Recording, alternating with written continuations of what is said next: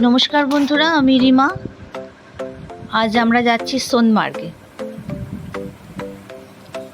ডাল লেকের পাশ থেকে যাচ্ছি। ডাল লেকটা যে কত বড়, না দেখলে বিশ্বাস করবে না।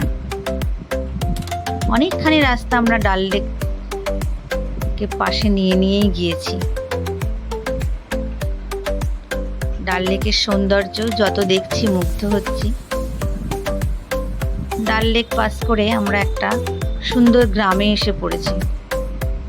পাহাড়ের তলায় দেখো, বাড়িগুলো এত সুন্দর লাগছে দেখতে। প্রায় সব বাড়ি একই রকম সুন্দর। আর সামনে চাষের জমিও রয়েছে। আমরা বলাবলি করছিলাম যে এখানে একটু জায়গা কিনে এরকম একটা বাড়ি করে থেকে যাই। যাই হোক, সেই গ্রাম পার করে, অনেকটা রাস্তা পার করে আমরা এই রাস্তায় পড়েছি। এখানে দুধারে আখরোট গাছ। এই যে দেখছো গাছগুলো, সব আখরোট গাছ। আমাদের যেমন রাস্তায় বট অশ্বত্থ থাকে তেমন। আর এই যে বোর্ডে দেখা যাচ্ছে আর 55 কিলোমিটার, তারপরেই সোনমার্গ। রাস্তার ধারে দেখছি কয়েকজন লোক ভেড়া, ছাগল এইসব চড়িয়ে নিয়ে যাচ্ছে।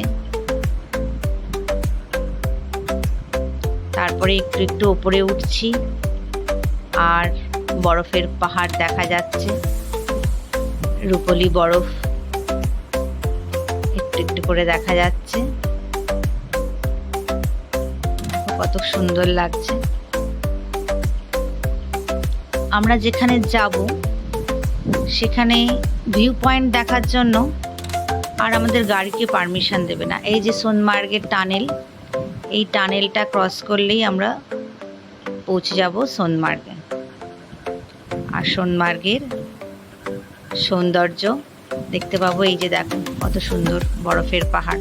হ্যাঁ, যেটা বলছিলাম, যেখানে যাব সেখানে ভিউ পয়েন্ট দেখতে হলে আমাদের গাড়িকে আর পারমিশন দেবে না, ঘোড়া লাগবে। তাই 4 জনে 4টি ঘোড়া নিয়ে চলেছি ভিউ পয়েন্ট দেখার জন্য। মনে একটু ইতস্তততা ছিল, কারণ যখন সিমলা গিয়েছিলাম তখন কুফরির ঘোড়ায় চড়ার অভিজ্ঞতা আমাদের খুব খারাপ ছিল। সেই জন্য ভেবেছিলাম আর কখনোই ঘোড়ায় চড়বো না। কিন্তু এখানে ভিউ পয়েন্ট দেখতে হলে আমায় ঘোড়া নিতেই হবে, তাই ঘোড়ায় চড়েই চলেছি। কিন্তু এখানকার রাস্তা মোটামুটি ভালোই, ভয়টা খুব একটা করছিল না।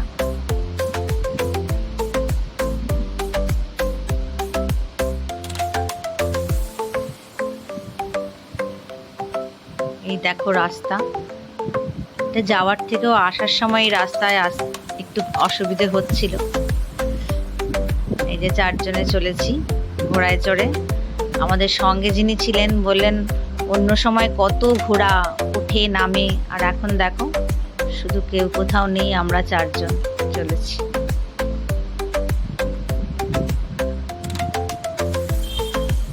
এটা হচ্ছে সুইসাইড পয়েন্ট।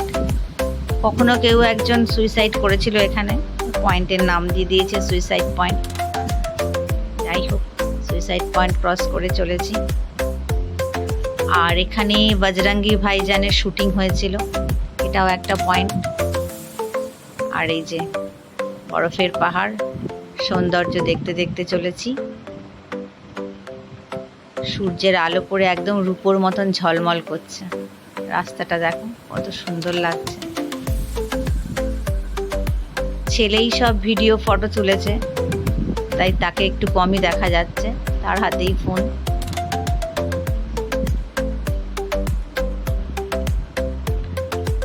চলে এসেছি আমরা লাস্ট পয়েন্টে। এইখানেই সত্য পে সত্যার শুটিং হয়েছিল। এত সুন্দর জায়গা, এত ভালো লাগছিল। বরফে ঘেরা পাহাড়, কি করব ঠিক করতে পারছিলাম না, ছোটাছুটি শুরু করে দিয়েছি।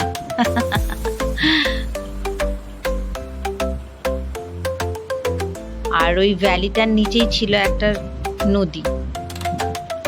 নদীটা দেখে না নেমে থাকতে পারিনি। রাস্তা খুবই খারাপ, দেখো আমি প্রায় বসে বসে নেমেছি ধরে ধরে, কিন্তু নদীটা ওপর থেকে এত সুন্দর লাগছিল যে না নেমেও থাকতে পারিনি। যাই হোক, নেমে পড়েছি। একটু ভয় ভয়ও করছিল, কারণ আমরা ছাড়া ওখানে আর কেউ ছিল না।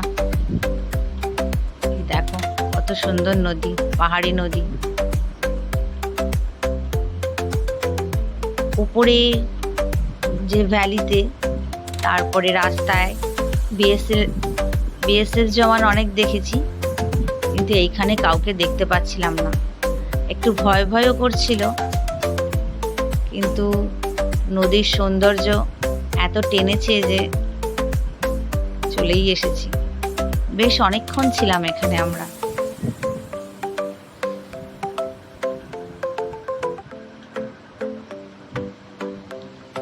এই যে ছেলে, সে তো উঠতেই চাইছিল না নদী ছেড়ে, কিন্তু এত ফাঁকা, একটু ভয় ভয় করছিল। যেখানেই গেছি আমরা সব ফাঁকাই পেয়েছি, শুধু যেন মনে হচ্ছে আমরা চারজনেই ঘুরছি। দেখো কত সুন্দর নদী। আর ওই যে পাথরগুলো এত সুন্দর রং বেরঙে, মনে হচ্ছিল সব ব্যাগে ভরে নিয়ে চলে আসে। খুব সুন্দর ছিল এখানকার পাথরগুলো।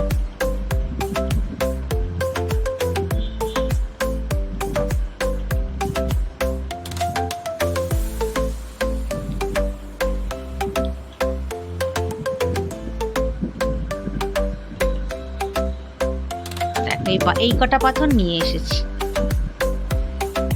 যাই হোক, জল থেকে উঠে খেতে বসে পড়েছি চা আর ম্যাগি। খাওয়া দাওয়া সেরে এবার ফেরার পালা। ঘোড়াওয়ালা দাদার সঙ্গে গল্প করতে করতে ফিরছি। দাদার 3টি মেয়ে, 1টি ছেলে, সব খবর নিলাম।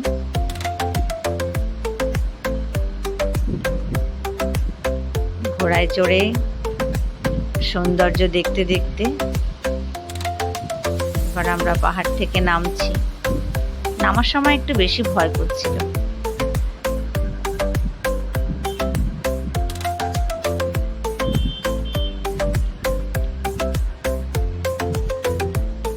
এই যে দাদার সঙ্গে গল্প করতে করতে নামছি।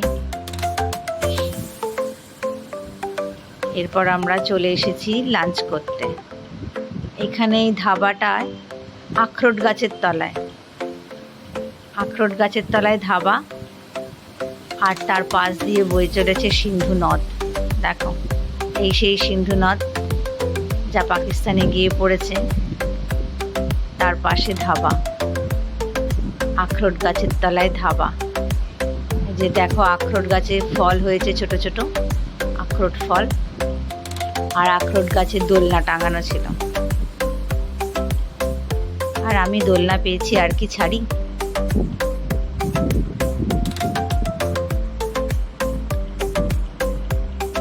পাশেই নদীর কলকল আওয়াজ, আর আখরোট গাছে বাঁধানো দোলনা। কি যে ভালো লাগছিল। তারপর রাস্তায় পেলাম একটা জলপ্রপাত। দেখো কত সুন্দর জলপ্রপাতটা। এখানে ফটো তোলার জায়গা। এখানে ফটো তুলে একটু বিশ্রাম নিয়ে আবার নিসারদার গাড়ি করে আমরা ফিরে চলে এলাম।